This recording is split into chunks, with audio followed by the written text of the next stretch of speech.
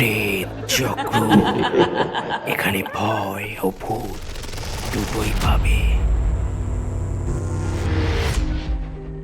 নমস্কার, তোমরা যে যেখান থেকে আমাদের এই এপিসোডটা শুনছো, তোমাদের সকলকে স্বাগত আছি প্রেত চক্রের 123 নম্বর এপিসোডে। আমি শুভ রয়েছি তোমাদের সাথে।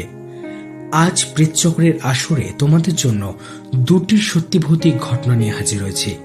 প্রথম ঘটনাটা জিনের প্রতিশোধ নেওয়ার ঘটনা, আর দ্বিতীয় ঘটনাটা একটা স্বপ্নকে কেন্দ্র করে। আশা করছি আজকে দুটি ঘটনাই তোমাদের বেশ ভয় লাগবে, ভালো লাগবে।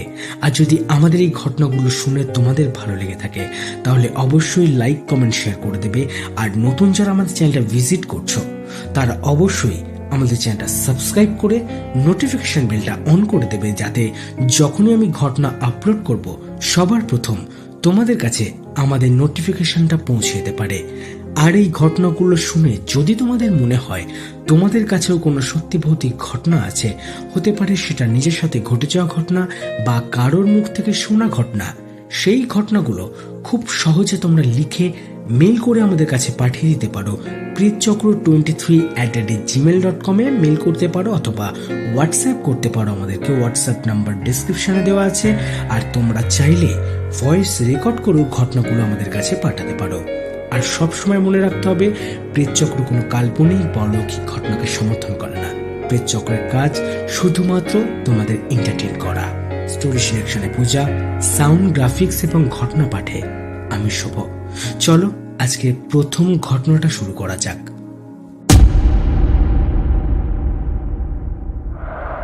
আমি নূর মোহাম্মদ, থাকি ভৈরবে। কিছুদিন আগে পাড়ার এক বড় ভাইয়ের বিয়েতে গিয়ে অনেক পুরনো একজন বন্ধুর সাথে দেখা হয়। যথারীতি ছোটবেলার কথাবার্তা দিয়ে কথোপকথন শুরু করি। এক পর্যায়ে জিন ভূতের কথা উঠে আসে। ওকে জিজ্ঞাসা করি সে কোনো ভূতের ঘটনা জানে কিনা। সে আমার সাথে একটা ঘটনা শেয়ার করে। সেই ঘটনাটা আমি ওর নিজের ভাষাতেই লিখছি। ঘটনাটা আজ থেকে প্রায় 30 বছর আগের। মামা তখন মাদ্রাসায় পড়তেন। 12 বছর বয়সে মামা নানাকে অনেকটা জোর করেই মাদ্রাসায় ভর্তি করান। একদিন মামা মাগরিবের নামাজ পড়ে বাইরে বের হন। মসজিদ থেকে মিনিট 10 দূরত্বে একটা শ্মশান ঘাট আছে। সেই শ্মশান ঘাটটা ক্রস করবার সময় মামা খেয়াল করে কিছু একটা ওনার পেছনে পেছনে আসছে। ব্যাপারটা আঁচ করতে পেরেই মামা পেছনে ফিরে তাকান। তাকিয়ে দেখে একটা কুকুর তার পেছনে পেছনে আসছে। মামা 7-5 না ভেবে তখনই রাস্তায় একটা গাছের ডাল পড়েছিল, সেটা তুলে নিয়ে ওই কুকুরটার দিকে ছুঁড়ে মারে। কুকুরটা অনেকটা কান্না সুরে গোঙাতে গোঙাতে সেখান থেকে চলে যায়। তারপর মামা মাদ্রাসায় ফিরে যান। রাত তখন আনুমানিক প্রায় 2টো। মামা প্রস্রাব করবার জন্য টয়লেটে যান। টয়লেটেও কারোর উপস্থিতি টের পান। টয়লেটের চারপাশে তাকিয়ে অবশেষে ভেন্টিলেটরের দিকে নজর যায় ওনার। উনি দেখেন ভেন্টিলেটরের মধ্যে একটি বিভৎস চেহারার কাটা মাথা। চুলগুলো টয়লেটের ফ্লোর পর্যন্ত এসে ঠেকেছে। চোখগুলো একদম লাল, মনে হচ্ছে এক্ষুনি রক্ত বের হবে। মাথাটা ওনার দিকে তাকিয়ে বলছে, কাজটা ভালো করিসনি, তোকে এর ফল ভোগ করতে হবে। মামা এটা দেখে সহ্য করতে না পেরে সেখানে চিৎকার করতে শুরু করে দেয়। চিৎকার শুনে মাদ্রাসার অন্যান্য ছাত্র এবং হুজুরেরা সেখানে ছুটে আসে। মামা এতটাই ভয় পায় যে ওনার মুখ দিয়ে কোনো কথাই বের হচ্ছিল না। অনেকক্ষণ পর মামা স্বাভাবিক হলে হুজুররা জিজ্ঞাসা করেন যে কি হয়েছিল। মামা তাদেরকে সব খুলে বলে। শ্মশান ঘাট থেকে শুরু করে টয়লেট পর্যন্ত যা যা হয়েছে হুজুর সব শুনে মামার শরীরটা তক্ষুনি তাবিজ দিয়ে বেঁধে দেয়। এই ঘটনার পর মামা মাদ্রাসায় পড়া আধা রেখেই চলে আসেন বাড়িতে। আসল ঘটনাটা ঘটে মামার বিয়ের আগে। মেয়ে দেখা হয়ে গেছে, নানা বিশেষ কাজে বাইরে গেছেন। আসতে দিন 15 সময় লাগবে তার। তাই মামার বিয়ে 15 দিন পরেই হবে। বাড়িতে আনন্দমুখর পরিবেশ।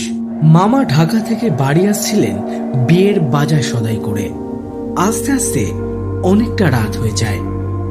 রাস্তা দিয়ে আসার সময় উনি দেখতে পান সাদা কাপড় পরা একজন মহিলা ওনার দিকেই আসছে।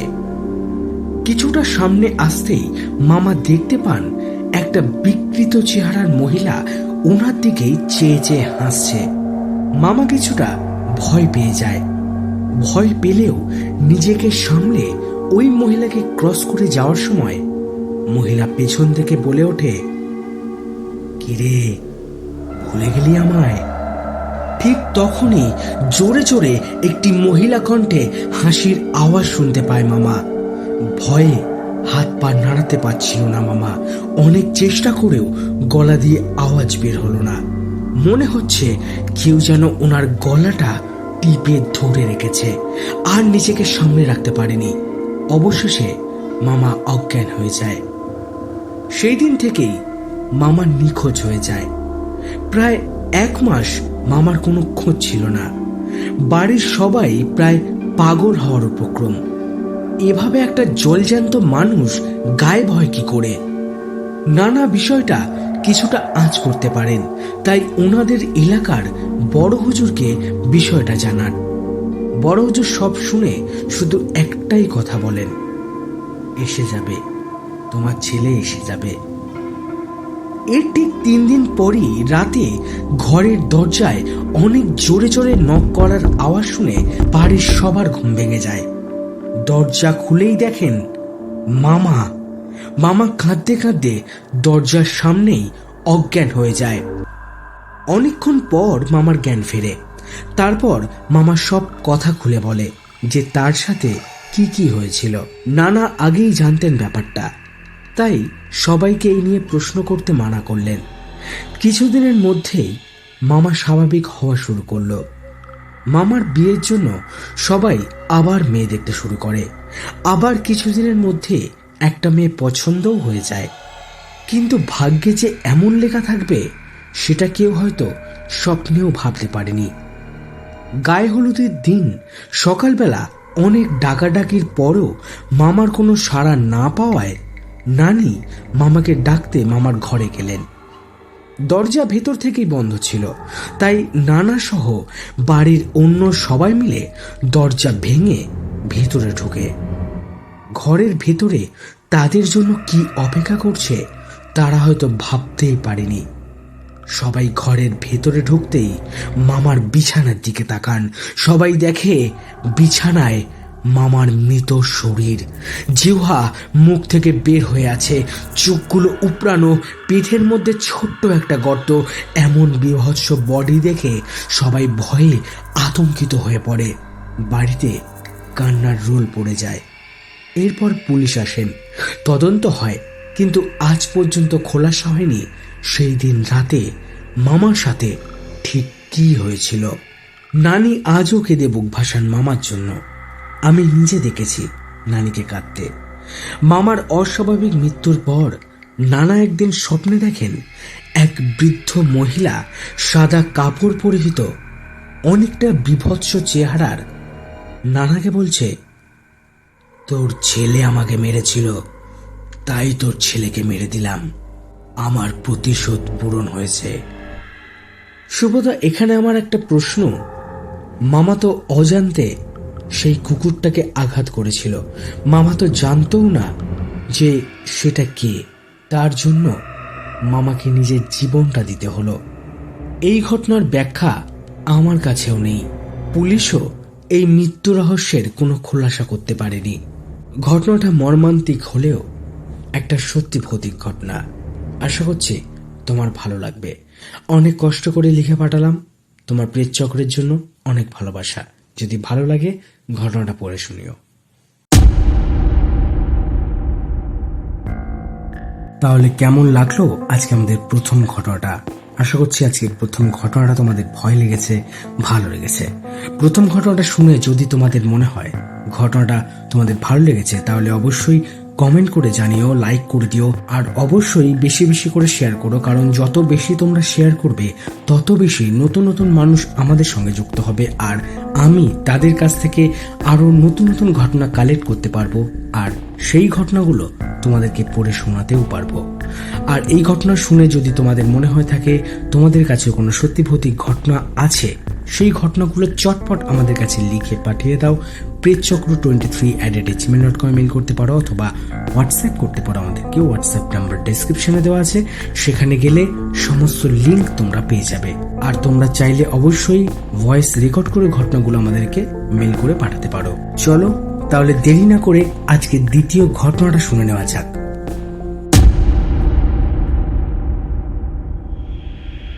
ঘটনাটা ঘটেছিল আমার দিদির সাথে। অবশ্য যদি এটাকে ঘটনা বলা যায়, 23 থেকে 24 বছর আগের ঘটনা। দিদির বিয়ে হয়েছে বছর 2। আমার ভাগনা অমিত তখন সবে মাত্র জন্মেছে, 3-4 মাস হবে হয়তো। দিদিরা তখন কেষ্টপুরে একটা বাড়িতে ভাড়া থাকত। কোনো একদিন কারেন্টের গন্ডগোলের জন্য দিন 3 জন্য সেই বাড়িতে কারেন্ট ছিল না। ভাদ্র মাসের প্যাচপ্যাচে অসহ্য গরম। নিজেদের গরমের থেকেও ওদের চিন্তা বেশি ছিল ওদের ছোট্ট বাচ্চাটার জন্য। স্বভাবতই ওরা বাড়িওয়ালাকে তাড়া দিতে থাকে তাড়াতাড়ি কারেন্ট এনে দেওয়ার ব্যবস্থা করে দেওয়ার জন্য। বাড়িওয়ালা তখন তাদের বাড়ির একদম পাশে একটা ফাঁকা ঘর আছে, এই রকম একটা ঘরে তাদের থাকতে বলে। এবার ঘটনাটা দিদির ভাষাতেই লিখছে। ঘরটাতে আসবার প্রথম দিন থেকেই কেমন একটা অস্বস্তি লাগছিল, থাকতে ইচ্ছাই করছিল না। কিন্তু ভেবে দেখলাম দিনের বেলা যেমন তেমন, রাত্রি গরমে ঘুম না হলে বাচ্চাটা কষ্ট পাবে, তাই ভাবলাম অন্তত রাতের বেলা ওই ঘরে কাটাবই। তখন মনে মনে অন্য কোনো রকম চিন্তা আসেনি, আসার কথাও না, কারণ এই রকম শহরে চারিদিকেই লাইটের আলো। ঘরটাও রাস্তার একদম পাশে। সন্ধ্যার একটু পরেই আমি বাচ্চাটাকে নিয়ে ওই ঘরে চলে গেলাম। তোদের জামাইবাবু আসবে সন্ধ্যে 7টার দিকে। কিন্তু ঘরে ঢোকার একটু পর থেকেই কিরকম যেন অস্বস্তি হতে লাগলো। মনে হলো ঘরের গরমটা যেন অসহ্য হয়ে উঠছে, আর তার সাথে কিরকম যেন একটা গুমোট দম বন্ধ করা ভাব। কিছুক্ষণ পরেই তোর জামাইবাবু ঘরে ঢুকলো, বলল, এখানে তো গরম আরো বেশি লাগছে, এর থেকে তো আমাদের ঘরটাই ঠান্ডা বেশি। আমি আর কথা বাড়ালাম না, ভাবলাম হয়তো মনের ভুল। কিন্তু সেই রাত্রে আমরা 3 জনের কেউই চোখের পাতা এক করতে পারিনি। যা হোক করে রাত্রি কাটিয়ে ভোর ভোর আবার আমাদের ঘরে ফিরে আসলাম। দিনের বেলা ঘুমিয়ে নিলাম। কারেন্ট তখনও আসেনি, শুনলাম পরের দিন সকালে আসবে। সন্ধ্যাবেলায় গরমটা যেন আরো বেশি পড়ল। একবার ভাবলাম যে আজকে রাতটাও ওই ঘরে কাটাবো না আমাদের ঘরে থাকবো। অবশেষে সিদ্ধান্ত নিলাম যে পাশের ঘরটাতেই যাই। হয়তো গতকাল মনের ভুল ছিল, কিন্তু সেই দিন তোদের জামাইবাবুকে সঙ্গে করে নিয়ে গেলাম। সেই দিন ঘরের গুমোট ভাবটা যেন আরো বেশি। তোদের জামাইবাবু বলল, ঘরে এত ধোঁয়া আসছে কোথার থেকে? আমি লক্ষ্য করলাম ঠিক ধোঁয়া না, কিন্তু কোথাও যেন একটা আবছা আবরণ সৃষ্টি হয়েছে, যেটা ভাষায় ঠিক ব্যাখ্যা করা যায় না। যাই হোক, মাঝরাতের দিকে চোখটা সামান্য লেগে এসেছিল। ঘুমের মধ্যে স্বপ্ন দেখলাম একটা ছোট্ট বাচ্চা কবরখানায় বসে মাটি খুঁড়ছে এবং ভেজা মাটি নিজের মুখেই লাগাচ্ছে। এই স্বপ্ন দেখে আতঙ্কে ঘুম ভেঙে উঠে বসতেই দেখি পাশে আমার ছেলে নিঃশব্দে বমি করছে এবং বমিগুলো সমস্ত নিজের মুখের ওপরেই পড়ছে। হুবহু স্বপ্নে দেখা বাচ্চাটার কবরে মাটি মাখার প্রতিচ্ছবি। আমার তীব্র চিৎকারে তোদের জামাইবাবুর ঘুম তো ভেঙেছিল বটেই, প্রতিবেশীরাও ছুটে এসেছিল। পরিস্থিতি দেখে সেই মুহূর্তেই কয়েকজন মিলে অমিতকে আমাদের কাছের একটা হসপিটালে নিয়ে যায়। আমি কোনোভাবে সেই রাত্রে এক পোশাকে ঘর থেকে বেরিয়ে পড়ি। এরপর টানা 13 দিন ধরে জমে মানুষের লড়াই চলে অমিতকে নিয়ে। অবশেষে 14 দিন পরে অমিত যখন বাড়ি ফেরে তখন শুধু প্রাণটাই আছে, শরীর সম্পূর্ণ বিধ্বস্ত। এবং সেই লড়াইটা চলে পরবর্তী 5 বছর ধরে। ডাক্তাররা বলেছিল যে কোনো অজানা বস্তুর সংস্পর্শে এসে তীব্র বিষক্রিয়া হয়েছিল। সেই ঘটনার মাসখানেক বাদে আমি বাড়িওয়ালাকে জিজ্ঞাসা করেছিলাম যে ওই ঘরে ঠিক কি ঘটেছিল।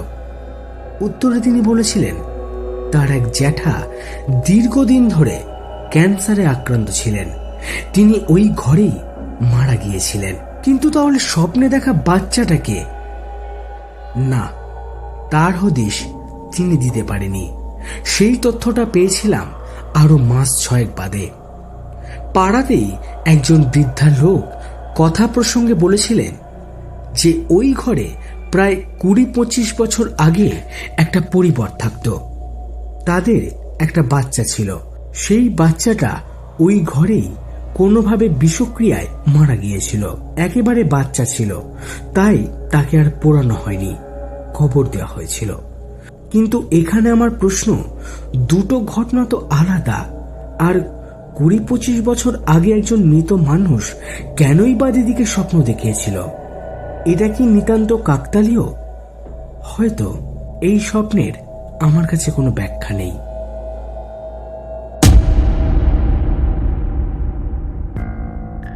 বাহ, দারুণ একটা ঘটনা শুনলাম। ঘটনাগুলো তোমাদের কেমন লাগলো আমাদের কমেন্ট করে জানিয়ে ফেলো। আশা করছি তোমাদের ভালো লেগেছে, ভয় লেগেছে। তাই তোমাদের কাছে একটাই অনুরোধ, আমাদের এই ঘটনাগুলোকে আরো বেশি বেশি করে শেয়ার করতে হবে বন্ধু বান্ধব আত্মীয় স্বজন সবার কাছে, যাতে তারাও আমাদের পরিবারের সদস্য হয়ে যায়। আর মনে রাখতে হবে, প্রেতচক্র কোনো কাল্পনিক ঘটনাকে সমর্থন করে না। প্রেতচক্রের কাজ শুধুমাত্র শ্রোতাদের মনোরঞ্জন করা। তাই আশা করব তোমরা ঘটনাগুলোকে খোলা মনেই শুনবে। আর তোমাদের কাছেও যদি এইরকম কোনো সত্যি ভৌতিক ঘটনা থাকে, হতে পারে সেটা তোমার নিজের সাথে ঘটে যাওয়া ঘটনা বা বন্ধু বান্ধব আত্মীয় স্বজনের মুখ থেকে শোনা ঘটনা, সেটাও তোমরা আমাকে খুব সহজে লিখে পাঠিয়ে দিতে পারো pretchakro23@gmail.com বা হোয়াটসঅ্যাপ করতে পারো আমাদেরকে। হোয়াটসঅ্যাপ নাম্বার ডেসক্রিপশনে দেওয়া আছে, সেখানে গেলে সমস্ত লিঙ্ক পেয়ে যাবে। আর মনে রাখবে, প্রেতচক্র কোনো কাল্পনিক বা অলৌকিক ঘটনাকে সমর্থন করে না। প্রেতচক্রের কাজ শুধু শ্রোতাদের মনোরঞ্জন করা। আর প্রেতচক্র কখনো বলে না প্রেতচক্রের শোনা ঘটনাগুলোকে বিশ্বাস করতে। বিশ্বাস করা বা না করা একান্তই তোমাদের ব্যক্তিগত ব্যাপার। তাই আশা করব তোমরা ঘটনাগুলোকে খোলা মনেই শুনবে। আজকের এপিসোডে এখানে শেষ করছি। দেখা হচ্ছে পরবর্তী নতুন আর একটা এপিসোডে বৃহস্পতিবার আরো কিছু ভয়ের ঘটনার সাথে। আর সব শেষে যে কথাটা আমি সবসময় বলি, সবাই ভালো থেকো, সুস্থ থেকো, আর প্রেতচক্রের ঘটনাগুলো শুনতে থেকো। নমস্কার।